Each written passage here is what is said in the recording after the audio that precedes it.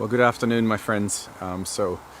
Here's what I'm chewing on at the moment, and I think it would be cool to share this with you because I think as I share, I process it even for myself. So in Matthew 6, verse 9 to 13, we have what's called the Lord's Prayer. It's the prayer that Jesus taught his disciples to pray, and it's extremely significant in many ways. But here's a few thoughts, and I may have shared some of this already. But the prayer starts like this. It starts, "Our Father in heaven, holy is your name." And then it goes on to, "Your kingdom come, your will be done on earth as it is in heaven. Give us this day our daily bread." And so on. And it's an amazing prayer. And it ends up then with declaring the glory of God. His is the kingdom, the power, and the authority. But here's what I felt like God was saying to me is that this prayer and who God is first and primarily relational and secondarily directional. So if you see it, the prayer opens with relationship. Our Father, number one, our, which means it's a community. It's not one person, my Father. It says our Father in heaven. So it's really a cross-denominational prayer, if you want to call it that.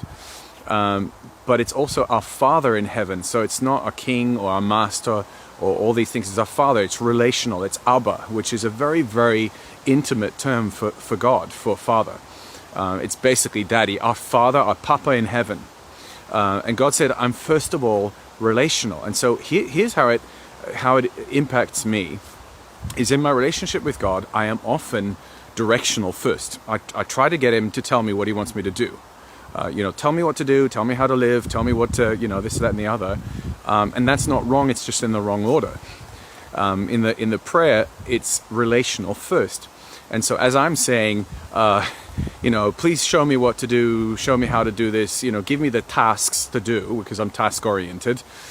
He says, let me show you who I am before I tell you what to do.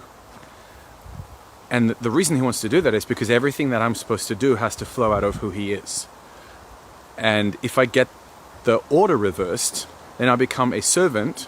I may become an efficient servant, a task-oriented servant. I may even get the stuff done, but the motivation behind it, my character behind it, my nature behind it won't be appropriate or maybe off. And that's why God says, first I am relational, then I am directional.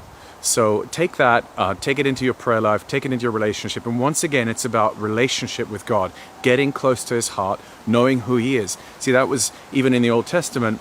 Moses knew God's ways, but the Israelites just knew his works. That's the truth of Moses knew who God was, and the Israelites only knew what he was doing.